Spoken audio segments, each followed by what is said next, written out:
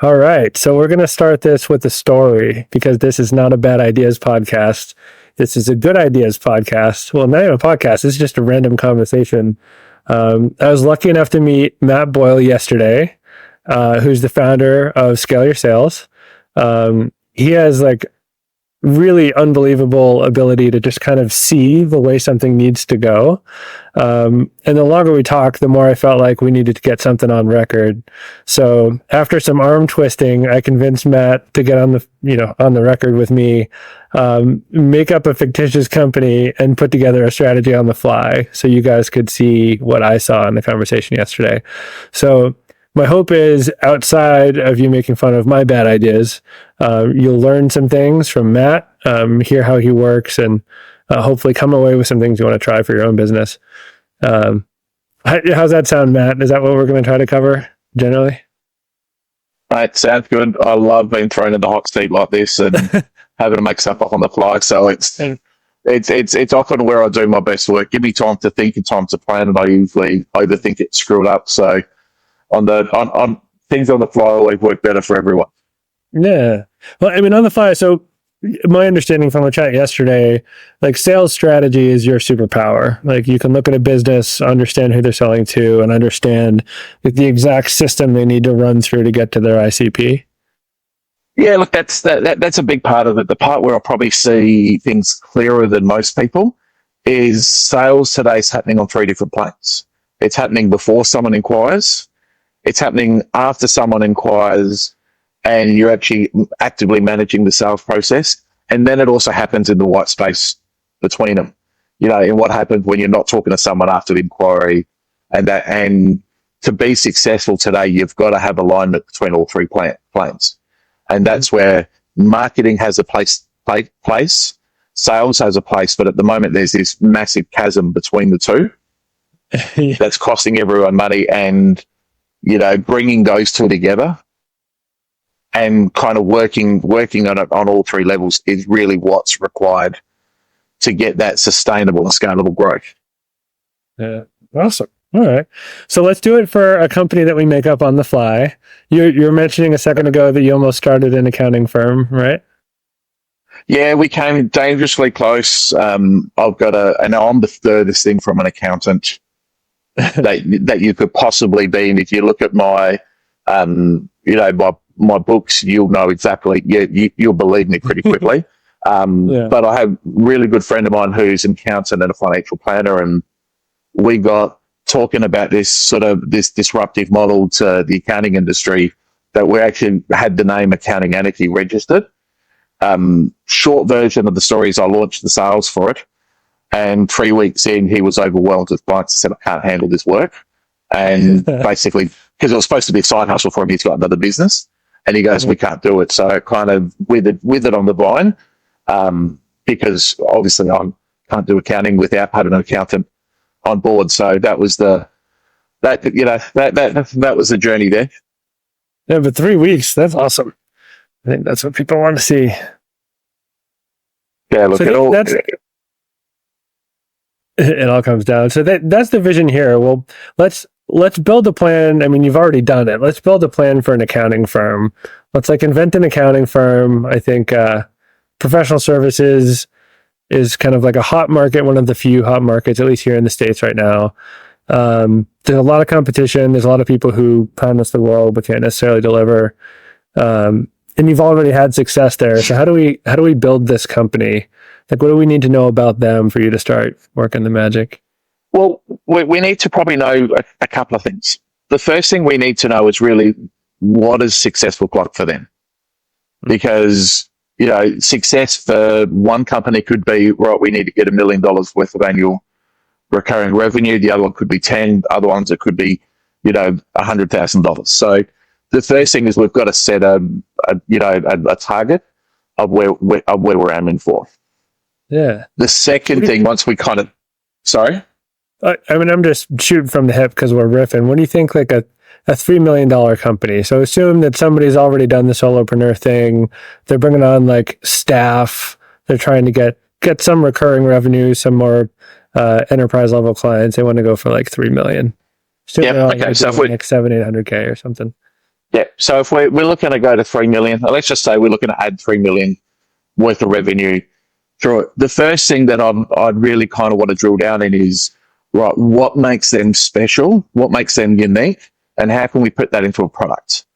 One of the biggest things that accounting firms and professional services, that they fall short in is they're just selling fee for service. And what we actually need to do to sort of be able to boost those revenues is to be able to package that into a product. So, I would want to look at what that product looks like. What can we include? The thing that certainly is making a big impact at the moment is full service. Premium service, premium price, premium experience is the market that's working well. The budget, low cost, streamlined services are the ones that are getting, they're the ones that are getting hammered at the moment. So I would suggest we kind of look at how do we overserve clients? How do we kind of do all encompassing to look at saving them time, saving them money, making it easy for them, taking that stress away. So we'd want to get clear on that, on that first. Then as we kind of wrapping that around, what we need to do is look at how do we make that valuable? How do we kind of align that product with their need and what's keeping them awake at night? How do we then kind of be able to communicate that, clearly from that? And let's just say we put a package together that, does their book work for them, does all their compliance, does a quarterly, a quarterly financial review, gives some sort of guidance, some sort of direction, from there. And then there's an annual audit, in there as a kind of package. And let's say we put that as a $20,000 a year program, just to kind of, just to kind of keep it, keep it nice and simple, from there. So, we would then sit there and go, well, we need $3 million. $3 million divided by 20,000 gives us, what's that, 150 clients.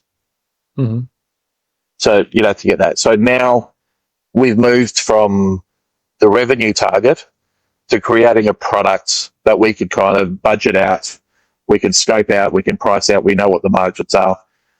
Now we've got the goal of we need 150 clients. Mm-hmm. So once we've got that, now we've got a target that we can go and aim for.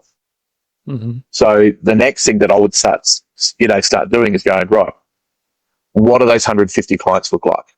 What industries are they in? What revenue are they? What their business is? Honestly, this is where everyone freezes. I don't know if you found this, but I feel like a lot of companies think they understand their package. They think they understand their offer. But when they get to facing the market, I mean, I even struggle with it sometimes. Like, it's so big and you kind of get greedy. You're like, well, I can serve these guys and these guys and these guys. Like, how do you help narrow that down and like really find the right ones? It comes down to testing is the first thing. That we want to test fast, we want to test quick, we want to fail forward with our testing. But, there is this kind of counterintuitive mindset of the narrower we go, the more money we make. The broader we go, and everyone goes, we want to, we can serve vertical A, vertical B, vertical C, vertical D. That's great. But the more specific you get into a niche, the easier it is to go get it. And let's say, we sort of start bouncing around and go, well, we want to work with legal firms, and we want to be the go-to accountant for legal firms. Now, all of a sudden, we know there's 30,000 legal firms in the United States. We can take that 30,000 and go, well, there's 15,000 that are going to be too small for us. So let's weed that out. There's going to be probably 5,000 that are too big for us. So now we've got to go find 150 out of 10,000. And now that starts getting, easier. And then you can go deeper into that and go, well, what are the type of people we want to work with? Because I found, certainly in my business, there's certain personality types that I get on really well with. And there's certain personality types that I don't get on really well with. And business has to be fun. So I kind of spend the time to go, well, this is who I want to work with. This is who kind of is going to make my business fun, easy for me, easy for my team, easy for us to add value because they get us. Mm. And so that's going to weed people out. And I can then start taking that into our sales process and start, repelling people. Repelling people. It's counterintuitive because your instinct, at least as a marketer, you want to attract everybody. Like you want to have the option to say no, but that's what I found so interesting about our chat yesterday. You kept saying no, you want to like exclude people. You want to get people out of this massive flow that you have. Well, I call it the Kardashian model. Yeah. Everyone knows who the Kardashians are. Now, and everyone has an opinion of the Kardashians. Mm-hmm. There's a percentage of the population that love the Kardashians and will crawl over broken glass for just a chance to get close to one of them. Yeah. And there's other ones that despise them and would probably accelerate if they saw one of them tying their shoelace up on a road. There's no one in between. Yeah. But as long as people are talking about them, as long as people have an opinion on them, they keep making money. So, from a strategic point of view, and this kind of goes beyond sales, to go through that kind of business operations, you've got to have clients that fit within your paradigm. You've got to have clients that will do business the way that you want to do, follow your advice, make sure the check's good, implement what you suggest, and be fun to deal with. If it's not, it's going to cause issues down the track. So getting clear on that makes it easier to then, when we get into the tactics of going, well, now how do we go after them? Of repelling the wrong people and attracting the right people. Yeah. So how do you start to think about tactics? Like once you have the ICP down to a T where your confidence level is super high that you're going to be able to talk to these people, accounting is so ubiquitous. Like how do you make something look unique? How do you capture attention for something everybody thinks they already have? Well, see, the accounting industry as a whole, I guarantee you 95% of businesses out there are sitting in this quiet discontent with your accountant. They don't really know what the accountant does. They know they need one. They're not unhappy with them, mm-hmm. but they're not really happy with them, through from that. So we would want to do some research and test some different angles with that to find out, right, what are the threads inside of that we can pull on? And at the end of the day, businesses want clarity. They want certainty. They want to maximize their revenues, save as much money as possible. So the obvious kind of hook to start with an accountant is, are you paying too much tax? The second one is going, how much money are you wasting through inefficiency? The third one is going, right, are you kind of, is your business really optimized for maximum growth? So you'd want to go run some testing on that to really find out what is that pain point that we can pull on. What is that kind of first little sort of thread that we can use? Do you know these just from your experience with the accounting business, or just like from all the consulting you've done? Are these common pain points that you pull on regardless of who you're working with? They're common pain points, in business. You speak to enough businesses, mm-hmm. you know where they're at. There's someone that is always, someone that's content and happy, they ain't going to take any action. Mm-hmm. And the reason someone's unhappy is they're not making enough revenue. They're spending too much money. They're spending too much time in their business, and their team's driving them mad. Really, if you kind of bring it down to, that's the four core problems that affect every business. Now, within that, we've just got to find what is the one that people resonate with. And the thing when I'm going into any campaigns like this is I come in with a lot of good questions that can lead me to the right answers, but we then go and test it. Mm-hmm. And the thing with, sales and it coming, with a scale. Sales process is very similar to marketing. The faster and the cheaper you fail, the faster you get to where you need to go. So, I say with everyone, when we kind of put a 90-day sprint plan together, I'll outline what we're going to do in first month, month one. In month two, I sit there and go in the action plan before someone comes aboard and go, this is going to feel like everything we did in month one was a waste of time because we got to change everything.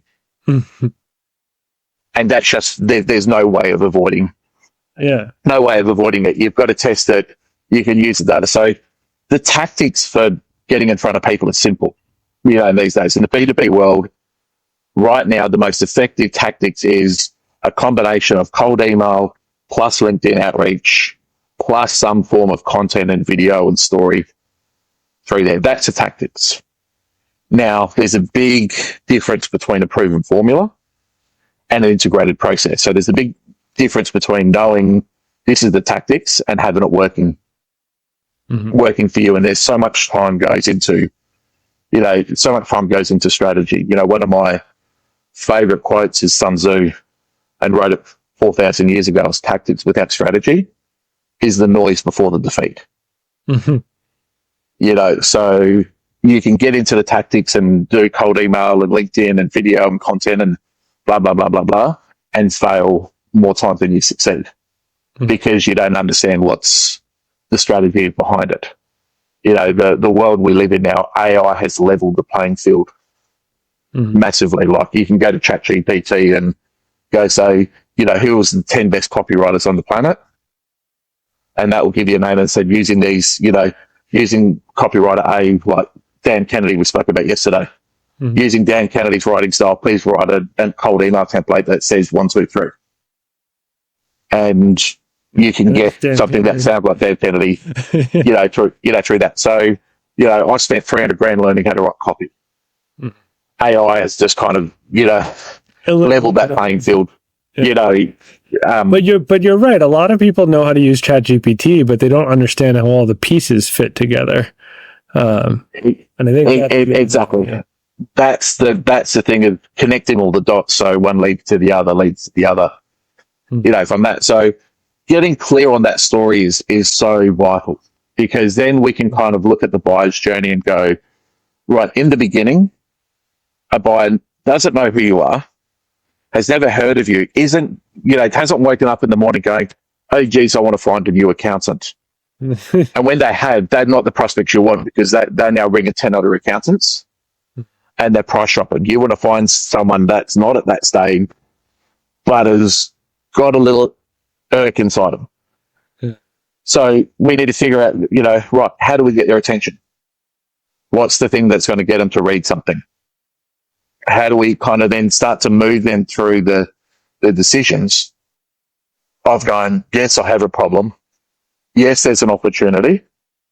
Hey, this could benefit me. I want to find out more. And that's, your email template, and what is the link you're sending it to? What is the lead magnet or the call to action?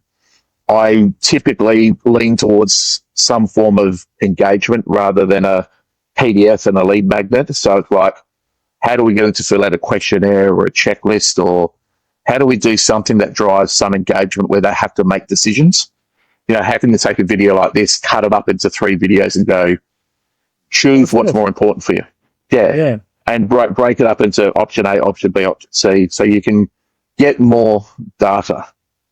Because the underlying thing behind all of this, and this, of going, we can track if someone's opened an email. We can track if they've clicked on a link.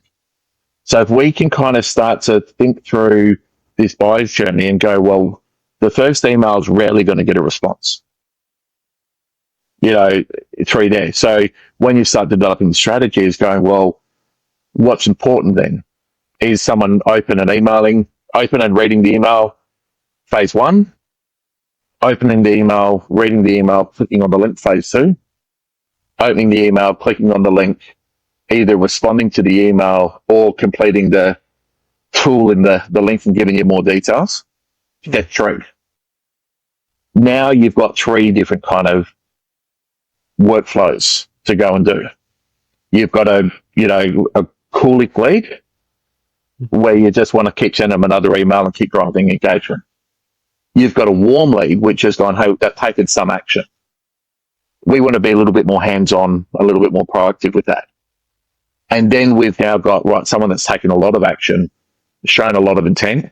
We want to actually go respond to that and sell to them, quickly. And then you use that kind of mindset to keep building layers. So your strategy is almost, I'm thinking like an analogy, and this is going to be really crude, so please make fun of me if you'd like to, but it's almost like cooking. Like you're throwing the steak on the stove and you're watching for pink and all right, there we go. That's ready to eat. Yeah, there is a recipe you can follow. And it is a formula, and it's just understanding what the intent means, because you get this because you probably talk to as many businesses as I do. Everyone wants quality leads. And you go talk to every business and they sit there and go, but the lead quality's junk. Yeah. And they are correct. But you as a marketer go, well, my job, and we were talking yesterday, your thing is, right, I want to get 120, 140, 150 people in the top of the funnel. That's your job. The disconnect, though, is between marketing of going, my job is to get maximum value, and sales of going, we need maximum quality. Because as a salesman, a lot of the leads that marketers come in and go, oh, this is, we've got 120 leads. A lot of them are junk. They're an absolute waste of time. Well, they also haven't been nurtured. I think that they haven't been nurtured. Yeah. And they haven't been managed correct. They haven't been managed correctly. So this is the gap between marketing and sales. And right now, for the most part, it is a massive chasm, because marketers' job is, it's never been easy to connect with people. Yeah. Like how many different tools are out there that you can go build a list of thousands of qualified prospects and get all of their data and insights. Then you can take them through another tool and you can get a personality profile of them based on what they posted on social media. So you can personalize the outreach. Like, it has never been easier to connect with dots, but it's also never been more complicated, because now the buyers are in complete control of their process, and there's literally 1,000 different journeys they can go on between finding out about you and buying. And you've got to be able to manage all of that. So one of the examples that I kind of use in how do you manage that nurturing phase in a way that bridges the gap between sales and marketing really comes down to kind of, and I would normally do it with guessing a playing card. So if you picture a deck of playing cards, I can lead you to the exact card that I want you to pick in 7 questions. And no matter how you answer those questions, I can lead you to that card. Now, normally I would sit there and, hold a playing card up and say, and take you through it. I don't have the cards with me. But if you think about it, going, there's really 2 ways you can go about doing it. You go, well, there's 52 cards in a deck. Pick one. Sorry, no, that's not the right one, Nick. Pick another one. Pick another one. Pick another one. And that's how most people take their sales nurturing, process. They're all crap. Picking the wrong card. Yeah. But if I said to you, hey, Nick, there's 52 cards in a deck. They're broken into 4 suites and 2 colors, red and black. Pick a color. You've now got 2 choices. And you say red. Yeah. And let's just say I wanted you to pick a club, which is a black card. Yeah. I would say, hey, let's just throw those reds away. What have we got left on the table? Black cards. Great. Now we sit there and go, right, in the blacks, you've got 2 suites. You've got clubs and spades. Which would you pick? Spade.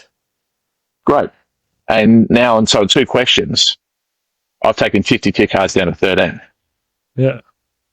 And then I would go through face and number cards, eliminate that, odds and evens, eliminate that, highs and lows, eliminate that, 7 and 9. And, so in 7 questions, we've taken 52 possibilities, taken it down to 1. But who's made all those decisions?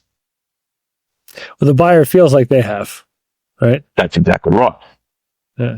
So there's that nurturing kind of phase, which I call it kind of triage. where you want to be able to take that kind of initial data of both people that have shown engagement but haven't responded and turn into a lead, or people that have responded, and kind of have a process in place that can really put them into three buckets. And I use it just like I said, a traffic lights. You've got, green, yellow, and red. Reds are the ones that you go, right, they're never going to turn into a client. So I just want to put them into an automated campaign and never have to think about them. Again, there might be something down the track, but I never want to kind of waste my time on them. They're not a sales lead. The yellow buckets are ones that go on. They could be a lead in the future. They might need a little bit of hand holding before they turn into a lead and take a little bit of time, but they're not ready to go right now. And you want to have a process in place and an SOP of how they're handled, which leverages technology and AI and automation, uses offshore labor because it's cheaper and more effective, from there, but still has your finger on the pulse, so you know exactly what's going on, because you build that yellow bucket up, and that will continually feed your green bucket. But most people kind of ignore that. It's crap, remember? It's crap. Your green bucket is then the fully qualified leads. And I will put it out there and contend that when you have a fully qualified lead that meets all of your defined criteria, and there's 5 qualifying criteria you want to have in place, the outcome of the sale is in your hands, not theirs. The problem is most people do not know the difference between a fully qualified lead and an unqualified lead. What's the difference? Well, a fully qualified lead meets 5 criteria. First of all, we know they've got the authority to make a decision. Second of all, we know they have a strong need and a compelling reason why they need a change. Third criteria is we know they're prepared to implement the solution now and implement the change now. The fourth thing is we know they've got the budget to be able to afford to implement the solution. And then the fifth thing is you can help them, and they're going to be a good fit for your solution. Interesting. So it's like it's BANT plus an F at the end for fit. Yep. Oh. Yep. And kind of probably the best example and resource you can use for kind of understanding the qualifying process is Perry Marshall's book, 80-20 Sales and Marketing. That's kind of really where, for me, solidified that the how important it is to have processes in place to qualify those leads. Now, think about this for a moment, from a sales perspective, and we're talking about accounting firms. So accounting firms aren't salespeople, so they're not as, adept with dealing with failure and rejection and all that kind of stuff. They also put a huge value on their time. So they don't want to, they don't want to spend time with leads that don't convert. And there's merits to that, but there's also kind of failure points in that. And that's a reason why a lot of marketing campaigns fail for accounting firms, is because they don't ring and follow up with leads enough. But take a moment to sit and go, right, if you had a process in place that generated a maximum volume of leads and could, put 120, 130 leads into the top of the funnel on a weekly basis, and then there was a qualifying process that very quickly went, well, 60 of those leads go into our red bucket, 40 of those leads go into our orange bucket, and 20 of those leads go into our green bucket. But we know those 20 leads are all qualified. They meet our 5 criteria. They've been set up for the sale correctly. How many of those leads would they convert? I don't know. I'd hope like 50, 60. 40%, 50%, 60%, through from that. And then if they knew that the 30 leads that were in the yellow bucket had a standard journey, that had all these follow-up tasks that were done, that was automated, was done by outsourced, but we were able to manage that phase of their process consistently, how many of those would turn into green bucket leads over time? Yeah, I mean, 20, 30%. 50% of them, 40% of them, 30% of them. Yeah. Over time turns in there. Now think of that translating week on week on week on week. It's huge. It starts to build up from there. Now the layers where that really starts to make an impact is if we're dealing with the accounting firm there, we can sit there and say to them, right, this is the journey before someone gets onto your calendar. This is what they've been through. This is the questions they've answered. This is the assets they've seen of you. This is how they've been set up. So now here is your playbook of how to manage that lead from here forward. Ask them these 5 questions, show them this presentation, tell them about the next steps. So you can create this standard process that you're selling without selling. And what I mean by that is you don't need to be a good salesperson. You don't need to be a hard closer. You don't need to understand how to overcome all the objection, because the process supports it. We know by the time someone gets there, they're qualified. They meet all this criteria, and we can prove that, and we can validate that with metrics and with data. We can then standardize it. That's amazing. Look, it's all... It is. It's all the data's there. All the tools are here. People just need to understand the strategy and spend the time to kind of go and design it and test it, because, again, we're talking hypotheticals here. There's 1,000 variables that go into making that work. And sales is a game that you can get 990 variables right, but it's the 10 you haven't got right can cost you everything. And the amount of times I've seen it where we've gone nothing, but we've kept failing forward, and we've kept refining, and we've kept adding those steps. And then all of a sudden we get it right, and we go from nothing to 150 clients in 3 months. You know, it's that exponential curve of, you start off at the beginning, there's a huge amount of work and a huge amount of learnings, and it doesn't necessarily pay dividends if you stop there. But then there gets that tipping point where it's all of a sudden now starts going, oh, now it's getting easier. And then if you keep pushing a little bit further, it then becomes disproportionate. The, returns you get from the effort. Marketing's the same thing. I have like a 7-month rule, and most people quit in like month 3 or 4. They're like, it's too much money and too much time and nothing's working. And like, I need revenue yesterday. But it's like, you're never going to get to that next tier if you don't keep going.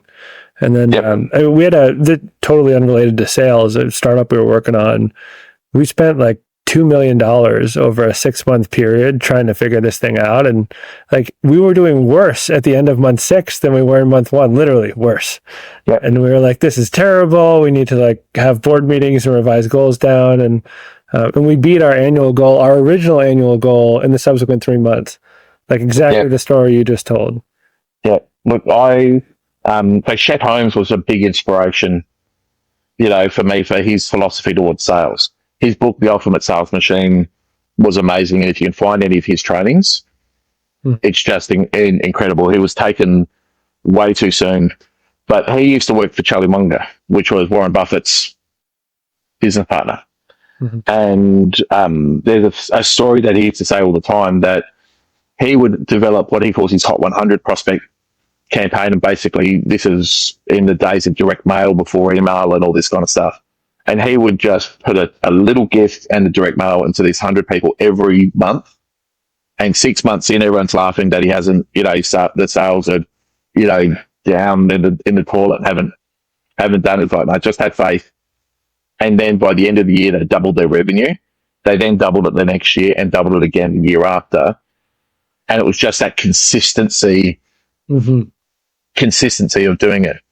The same thing is happening today, but it's actually a lot easier because there's a lot more data. Like, back then when you were doing direct mail, you had insights of, did they ring and call back, or did they not? And that's it. Now we've got insights as going, did they open emails? Did they read emails? Did they click on links? How long did they spend watching videos? How far into the survey did they get? We've got so much more data that we can use to kind of start to analyze and go, are we on track?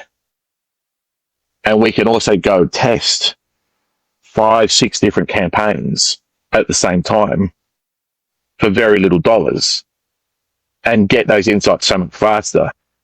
But as you said, it's usually when I'm working with clients, I kind of work on a 90-day sprint plan. And I'll sit down and say, just about everyone, the first 90 days, if we cover our costs back in sales, we're doing well. Let's just use it as a, it's going to, the breaking the eggs before the omelette thing. It's going to be, it's going to be a lot of hard work. It's going to be a lot of testing. There's going to be a lot of if and thens. And everything we start on month 1 will be completely different in month 2 and completely different in month 3, because we're going to use the insights to refine the process. We're going to ask more questions. We're going to be more curious rather than making assumptions. And by the time we get something locked in, we'll know why it works. We'll know how people think, how people react. And then we can start to build processes around that, and we can start to scale.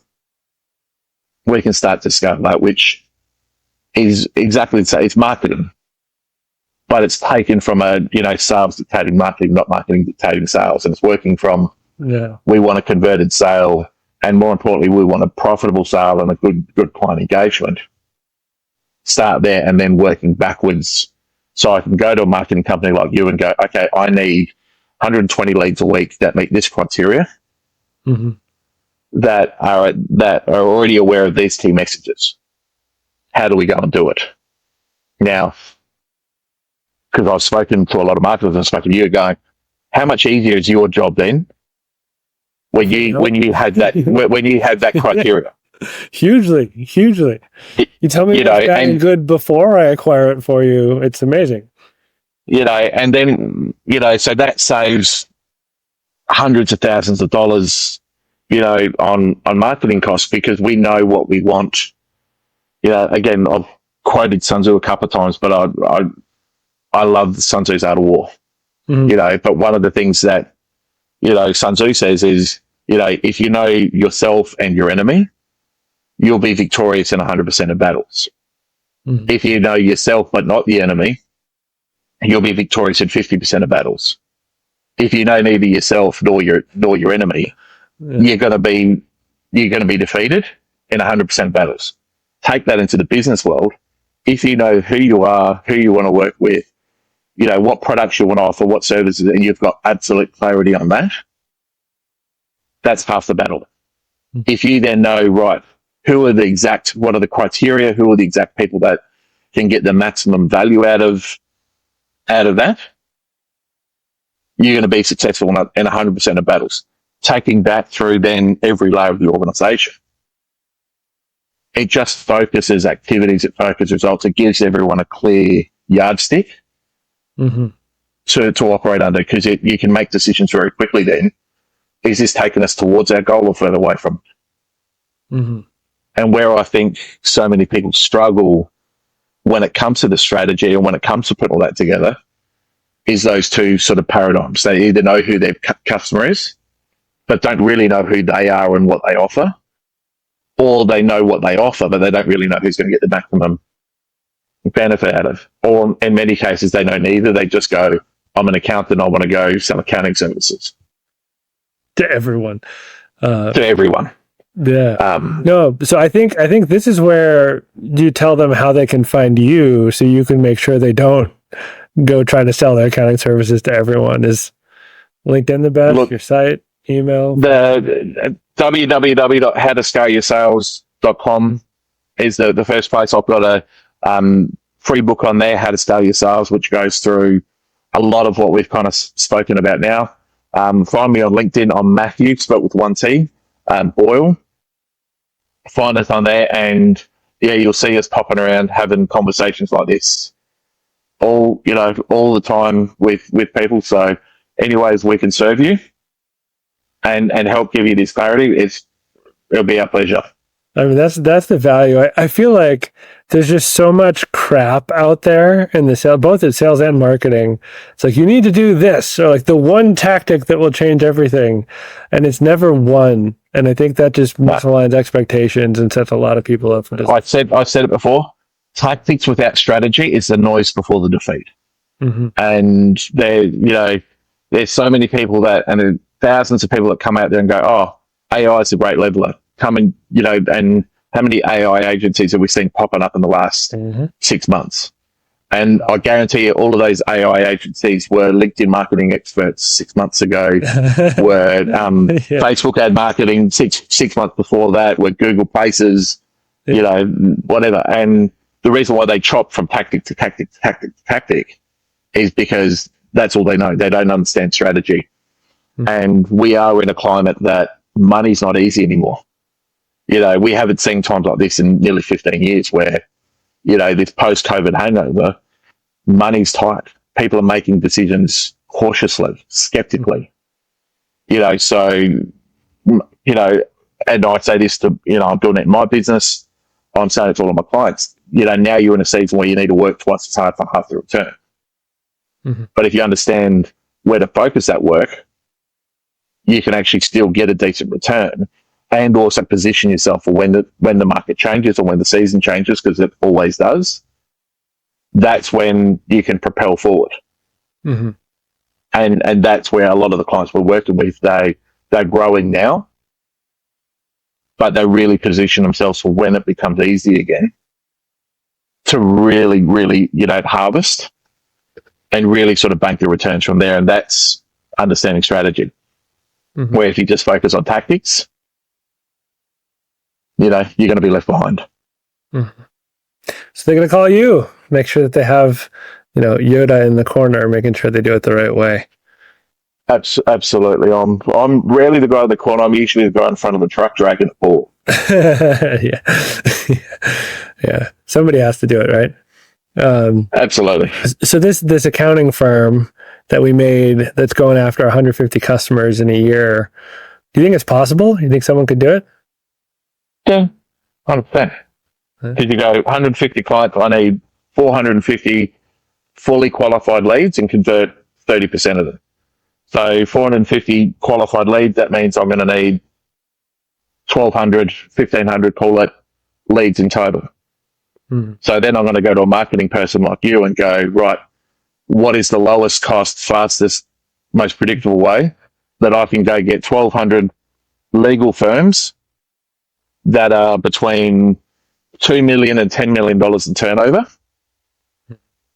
to come into the top of our funnel? And you're probably going to go, well, if we do a multi-step cold email with LinkedIn and some videos and a couple of other things, we're going to go do that. That means we need to send 10,000 emails a month.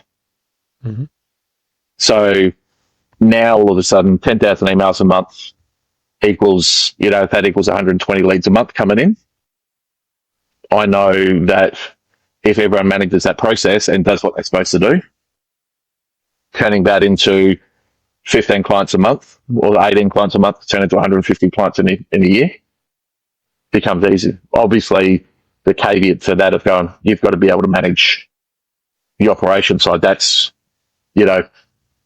that's not my area of focus. I can get you the work, I can close the deals. You just got to be able to make sure you can handle it. So, from a sales point of view, again, it's a recipe. You understand the numbers, you understand the metrics, go after it. Be constantly measuring, actual versus KPI, and using the data to be able to kind of make the course correction, and success is inevitable. The only way you fail is don't do the work, or you're not watching where you're traveling. Or tactics, right? Tactics without strategy. Yeah, look, and again, if you don't have the roadmap, you don't have the plan, you don't know what you need to achieve, and then you're not course correcting, like a plane between, plane leaves Sydney, traveling to LA and it's 1 degree off, it ends up in Russia. So we're constantly course correcting to make sure we hit the destination, and as long as you do that, there's no reason why you can't succeed. All right. I think you're going to get a lot of calls. If you haven't already, by the time people got to this part of the video, you probably have like 20 messages. My email, really cool. Email's blowing up, but look, I love doing this. So I love doing live hot seats like this. It is genuinely where I kind of do my best work, is when I'm just throwing the questions and throwing it. So anyone wants to jump on the live and hot seat, I'd love to do it. All right, we'll get it out there. Well, this was fun. After yesterday's chat, I knew we had to record something. I invented a word. We invented a company and a word on the same show, but I had to record something with you to get it down on record. Secretly, I'm just going to watch this by myself for the next couple of months and try to extract value from it. But maybe we'll post it on LinkedIn too and see how many people get value too. Right. Let's make it happen. All right. Thanks, Matt. Appreciate it. Perfect. Appreciate it.